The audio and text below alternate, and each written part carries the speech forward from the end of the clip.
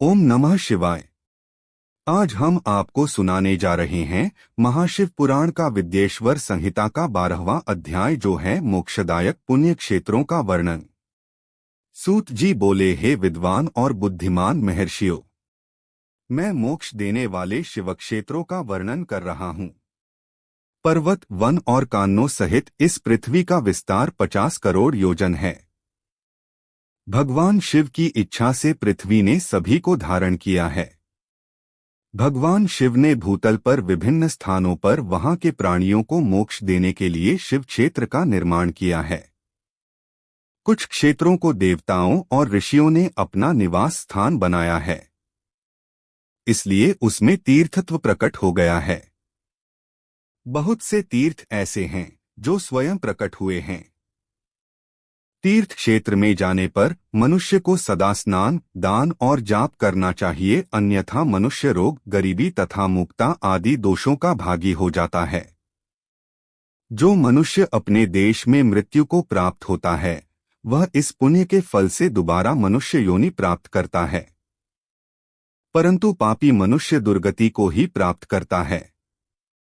हे ब्राह्मणों, पुण्य क्षेत्र में किया गया पाप कर्म अधिक दृढ़ हो जाता है।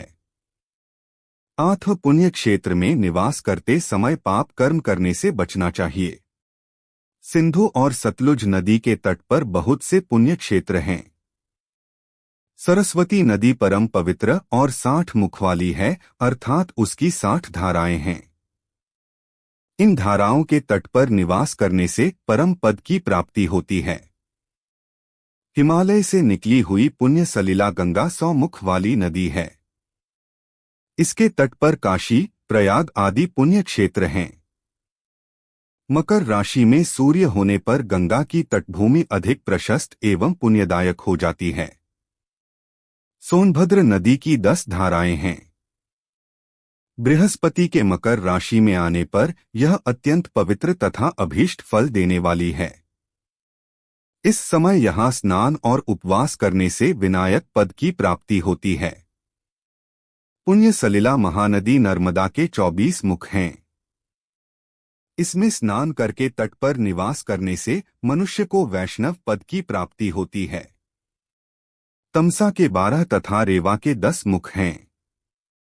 परम पुण्यमयी गोदावरी के 21 मुख हैं।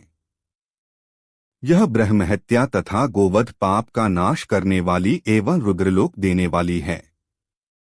कृष्णवेणी नदी समस्त पापों का नाश करने वाली है। इसके 18 मुख हैं तथा यह विष्णुलोक प्रदान करने वाली है। तुंगभद्रा 10 मुखी है एवं ब्रह्मलोक देने वाली है। सुवर्ण मुखरी के 9 मुख हैं। ब्रह्मलोक से लौटे जीव इसी नदी के तट पर जन्म लेते हैं। सरस्वती नदी, पंपा सरोवर, कन्याकुमारी अंतरीप तथा शुभकारक श्वेत नदी सभी पुण्य क्षेत्र हैं। इनके तट पर निवास करने से इंद्रलोक की प्राप्ति होती है। महानदी कावेरी परम पुण्यमयी है। इसके 27 मुख हैं। यह संपूर्ण अभीष्ट वस्तुओं को देने वाली है। इसके तट ब्रह्मा, विष्णु का पद देने वाले हैं। कावेरी के जो तट शैव क्षेत्र के अंतर्गत हैं, वे अभीष्ट फल तथा शिवलोक प्रदान करने वाले हैं। नैमिषारण्य तथा बद्रिकाश्रम में सूर्य और बृहस्पति के मेष राशि में आने पर स्नान और पूजन करने से ब्रह्मलोक की प्राप्ति होती है। सिंह और कर्क राशि में सूर्य की संक्रांति होने पर सिंधु नदी में किया स्नान तथा केदार तीर्थ के जल का पान एवं स्नान ज्ञानदायक माना जाता है। बृहस्पति के सिंह राशि में स्थित होने पर भाद्र मास में गोदावरी के जल में स्नान करने से शिवलोक की प्राप्ति होती है, ऐसा स्वयं भगवान शिव ने कहा था।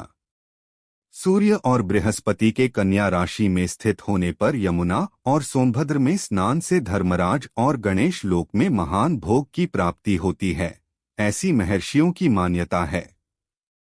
सूर्य और बृहस्पति के तुला राशि में होने पर कावेरी नदी में स्नान करने से भगवान विष्णु के वचन की महिमा से अभीष्ट फल की प्राप्ति होती है।